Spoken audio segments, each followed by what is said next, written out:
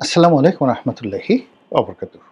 সম্মানিত দর্শক, বাংলাদেশে ঐক্যমত্য কমিশন, সংস্কার, ডক্টর আলী রিয়াজ, গণভোট, এই শব্দগুলো মানুষের মনে, যারা রাজনীতি সচেতন, এতটা নেতিবাচক অবস্থা তৈরি করে ফেলেছে।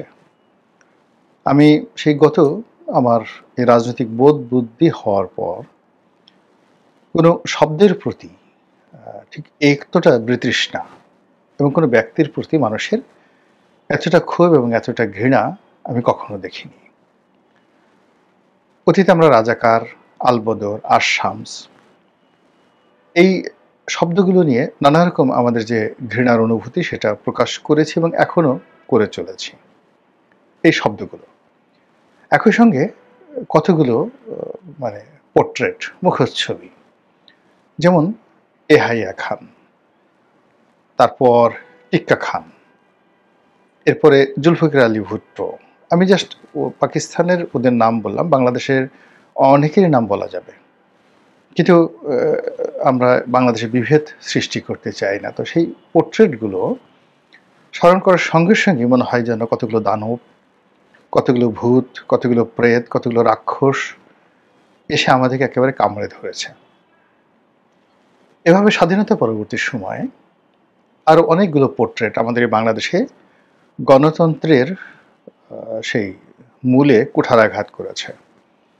আইনের শাসন, ন্যায় বিচার, এই সব কিছুকে প্রলম্বিত করেছে, সব কিছুকে ধ্বংস করেছে এবং পুরো রাষ্ট্র ব্যবস্থাকে ঠিক 180 ডিগ্রি অ্যাঙ্গেলে ঘুরিয়ে সভ্যতার পরিবর্তে অসভ্যতামের দিকে ঠেলে দিয়েছে স্বাধীন বাংলাদেশে। এরকম যদি 10 জন লোকের নাম বলতে বলা হয়, আপনারা যাদের নাম স্মরণ করবেন বা যাদের নাম বলবেন, সেই চেহারাগুলো স্মরণ করলে আপনাদের কি ধরনের ঘৃণা তৈরি হয়।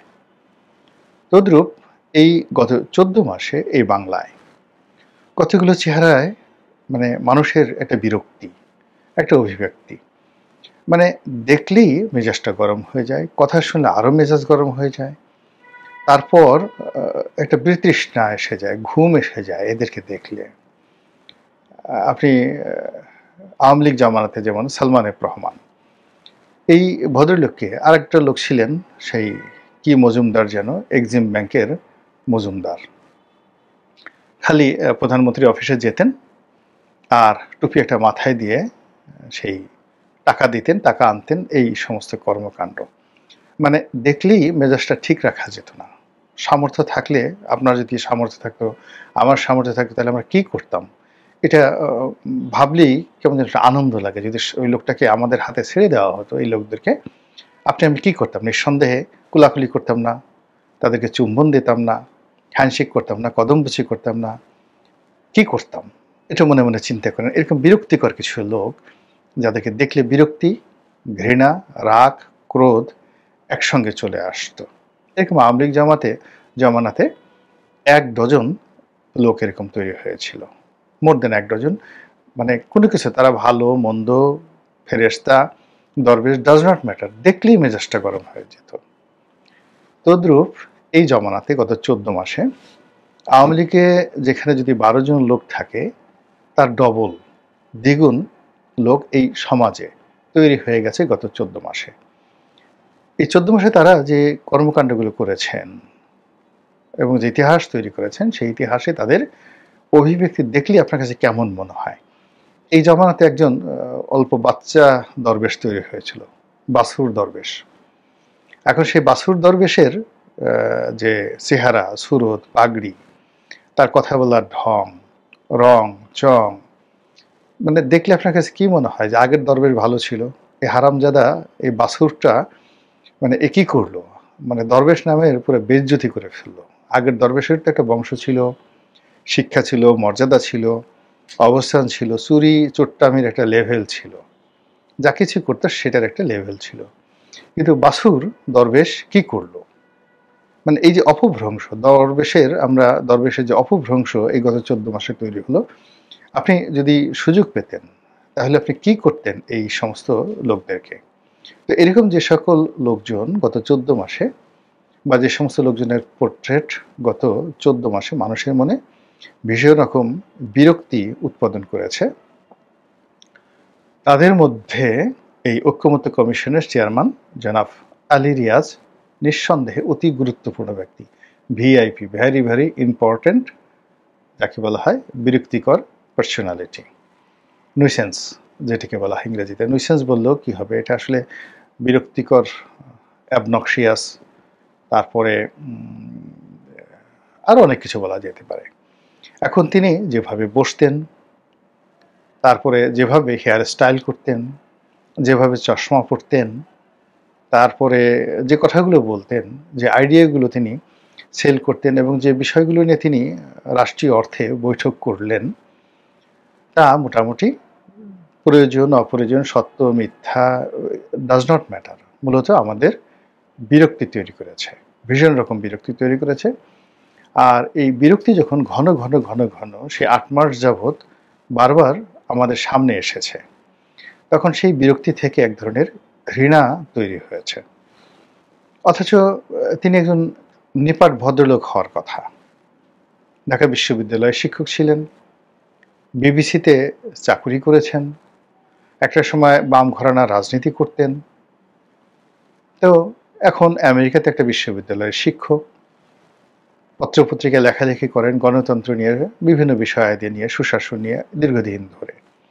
তো সেই মানুষটি যখন একটা রাষ্ট্র ক্ষমতার কাছাকাছি এলেন, তখন তো সেখান থেকে রীতিমতো লাইট, আলো বা নূর আসার কথা, সেখান থেকে অমৃত তৈরি হওয়ার কথা, সেখান থেকে দুধের স্বর বা মাখন তৈরি হওয়ার কথা।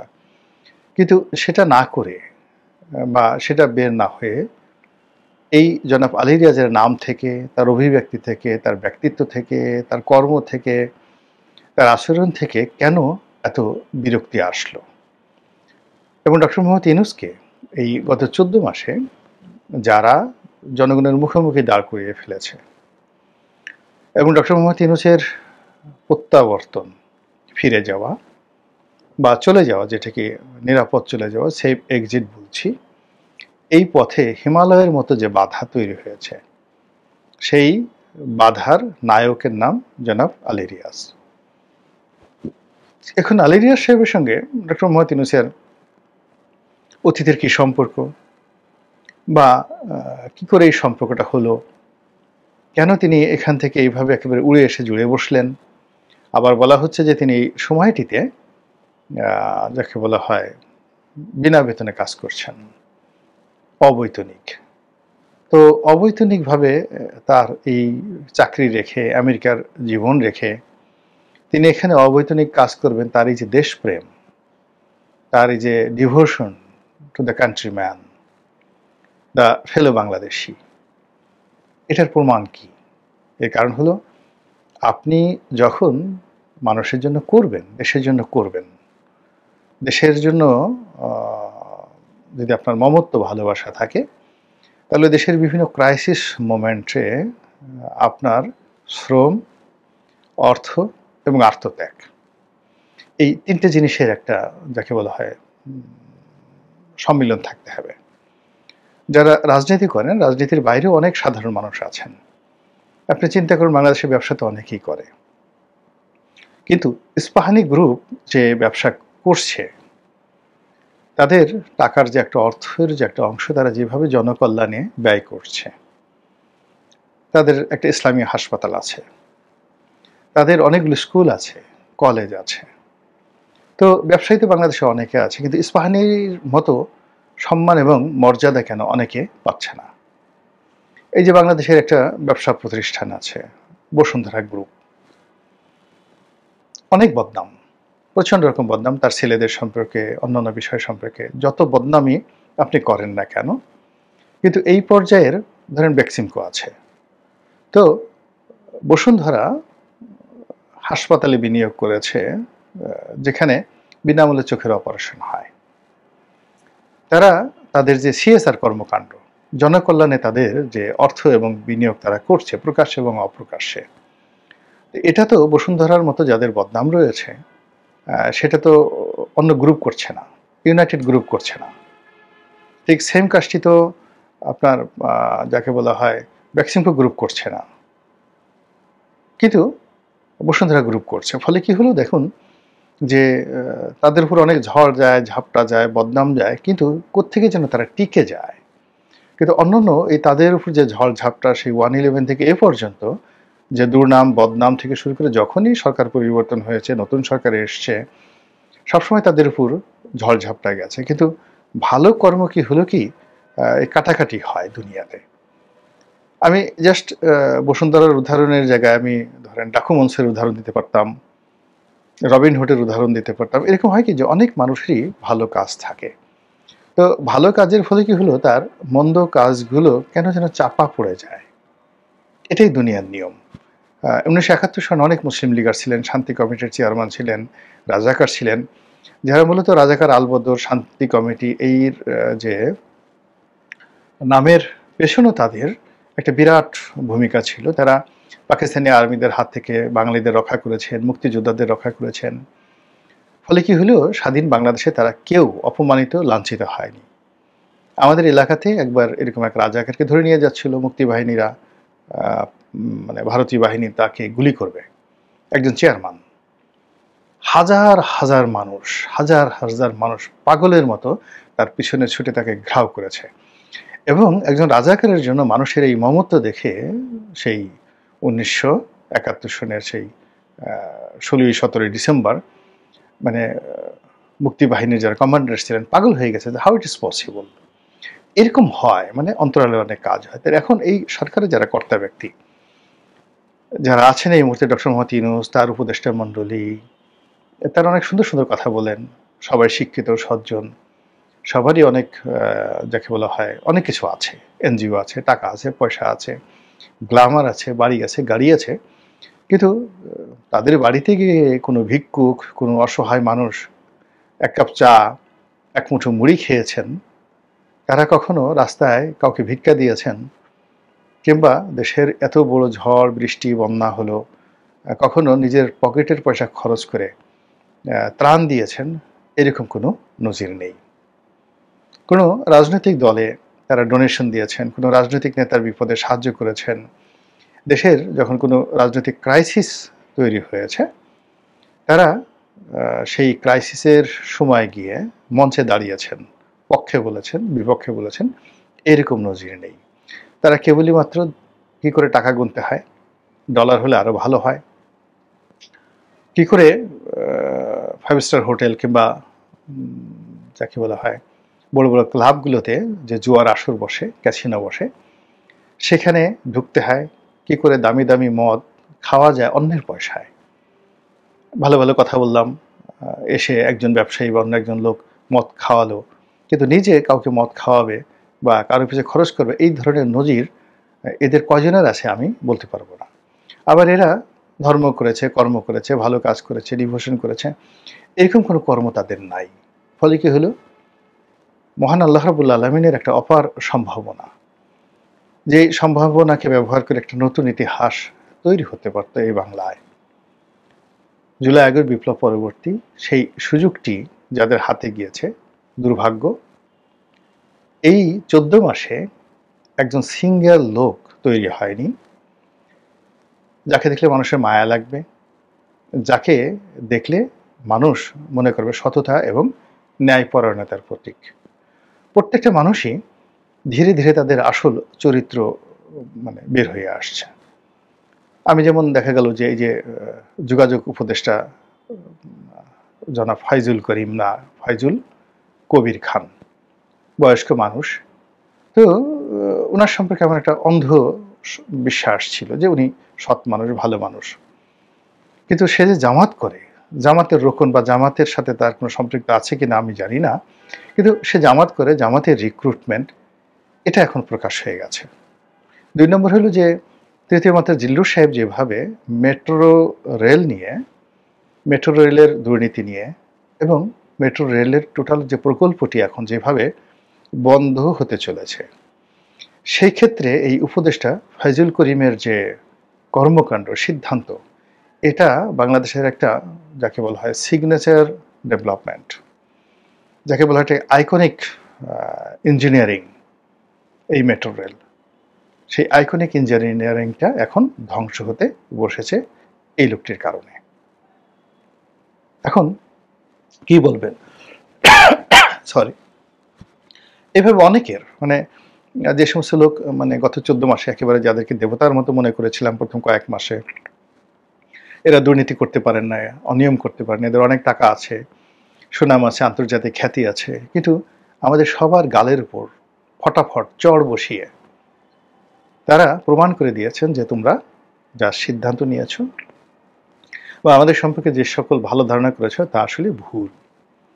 তো যেটা বলছিলাম যে রাজনীতিবিদদের অনেক ত্রুটি থাকে। আমি যখন জনাব ওবায়দুল কাদেরের সবচাইতে কঠোর সমালোচক ছিলাম, জঘন্য ভাষায় তাকে গালাগাল করতাম, তো আমি একটা রাস্তা নিয়ে খুব বড়, আমি আমার যে বিয়েই বাড়ি গেলাম, খুব খারাপ একটা রাস্তা ছিল, ঢাকা থেকে ময়মনসিংহ, ময়মনসিংহ থেকে নেত্রকোনা, তো ময়মনসিংহ থেকে নেত্রকোনা পর্যন্ত রাস্তাটা খুবই খারাপ, এবং সেই গাড়ি ওখানে গিয়ে আমার যে গাড়িটা নষ্ট হয়ে গেল, এবং সেই গাড়িটা ইউরোপিয়ান গাড়ি, আমার ঠিক করতে অনেক সময় লাগছে, অনেক টাকা লাগছে। আমি যা তা মুখে আসে আজে বাজে গালাগালি করে দৈনিক নয়া দিগন্ত পত্রিকায় এটা লেখা লিখলাম ওবায়দুল কাদেরকে উদ্দেশ্য করে, এবং আমার সেই লেখা ছাপা হওয়ার 7 দিনের মাথায় সেই রাস্তার টেন্ডার হলো এবং কাজ শুরু হয়ে গেল, এবং সেই রাস্তাটা চলাচলের উপযুক্ত হলো। এই গেল একটা। এর আগে আরেকদিন ওনাকে গালাগালি করলাম, ওনাকে সেই ফাটাকেষ্ট বললাম, যা কিছু বললাম। তিনি মানে এত বিরক্ত হলেন, বিরক্ত আমাকে টেলিফোন করলেন যে রনি, তোমার সঙ্গে তো আমার কখনো শত্রুতা ছিল না, আমি তো তোমাকে স্নেহ করেছি, তুমি আমাকে এখন ফাটাকেষ্ট বলে গালাগালি করছো। তো এটা হলো পলিটিশিয়ানদের নেগোশিয়েবল পাওয়ার। এরকম মানে অনেক অনেক খারাপ দিক আছে, যে এখন ধরেন আপনার অনেক আসছে। একটা সময় বেনজির সাহেব ছিলেন আইজি, তো তার সঙ্গে আমার কোনো কালই ওরকম সম্পর্ক ছিল না, কিন্তু আমি দুটো সমস্যা নিয়ে একবার পত্রিকায় লিখলাম। একটা সমস্যা হলো ধানমন্ডি লেকের চারিদিকে যে মাদকের আখড়া বসে, এবং দিন রাত সারাদিন ওখানে ছেলেরা মেয়েরা বসে অশ্লীল এবং অশ্রাব্য কর্মকাণ্ডে লিপ্ত থাকে, এবং ওই লেকের পাড়ে যাদের বাসা তাদের জীবন দুর্বিষহ হওয়ার সন্ধ্যার পরে যারা ওখানে হাঁটাচলা করেন, তো তারা সবাই সেই ওখানে হাঁটতে পারেন না। তো এই বিষয়টা আমি লিখলাম। বিশ্বাস করেন, যেদিন পত্রিকা ছাপা হলো বাংলাদেশ প্রতিদিন, উনি তখন র্যাবের ডিজি, 1 ঘন্টার মধ্যে ক্লিয়ার, এবং পরবর্তী কয়েক বছর মানে সেখানে ধানমন্ডি লেকের পুরো এলাকার মধ্যে এরকম কোনো আজেবাজে জিনিসই ছিল না। তো এটা রেসপন্ড করতে হয়। এখন এই সরকারে যারা লোকজন আছেন তারা কেউ রেসপন্ড করছেন না, ফলে কি হলো, প্রত্যেকটা মানুষ যারা আছে তাদের প্রতি শ্রদ্ধা আসছে না, ভালোবাসা জাগছে না, তাদেরকে দেখলে চোখে শান্তি তৈরি হচ্ছে না, চক্ষু শীতল হচ্ছে না, কলিজা ঠান্ডা হচ্ছে না, বরং কোথায় যেন শরীরে অ্যালার্জি তৈরি হয়েছে, গিজ গিজ গিজ গিজ করছে। আর সেই লোকগুলোর মধ্যে জনাব আলী রিয়াজ, তিনি একেবারে শীর্ষস্থানীয়। একেবারে তিনি যেদিন থেকে কর্ম শুরু করেছেন, কেবল আমি নয়, সারা বাংলাদেশের সব মানুষ তার সমালোচনা করেছে। সেই সমালোচনা যখন একেবারে ঘৃণার সর্বোচ্চ পর্যায়ে, তখন খবর বের হলো তিনি আমেরিকা চলে গেছেন। একজন বিএনপির নেতা তিনি অভিযোগ করলেন একেবারে টেলিভিশনে যে এই ঐক্যমত্য কমিশনে 43 না 83 কোটি টাকা এইটা 9-6 হয়েছে, খরচ হয়েছে, এবং এটা এত বেশি ভাইরাল হয়ে গেল যে সরকারের পক্ষ থেকে সেই প্রধান উপদেষ্টার যে ভেরিফাইড ফেসবুক পেজ, সেখান থেকে বিবৃতি দেওয়া হলো যে না, আসলে অত টাকা যায়নি, কত টাকা গেছে তার একটা হিসাব সেখানে তুলে ধরা হলো। তো এই যে মানুষ কাজ করে, কর্ম করে, জীবনে একটা পর্যায়ে, এখন জানেন এই সরকারের ভাগ্যে কি আছে, কতদিন তারা ক্ষমতা আছে, কিভাবে যাবেন, কিন্তু এই সমস্ত আলী রিয়াজদের মতো যারা লোকজন আছে, তারা সারা জীবনের জন্য এই বাংলাদেশের পথে ঘাটে মাঠে প্রান্তরে মানুষের মনে হৃদয়ে সব জায়গায় যেভাবে নিষিদ্ধ হয়ে গেলেন, আগামীতে যেন এই দুর্ভাগ্য আপনার আমার বা এই দেশের যারা মানুষ তাদের কারো তকদিরে এই দুর্ভাগ্য যেন ছায়া না পড়ে। মহান আল্লাহ আমাদের সবাইকে হেদায়েত দান করুন এবং হেফাজত করুন। আসসালামু আলাইকুম ওয়া রাহমাতুল্লাহি ওয়া বারাকাতুহু।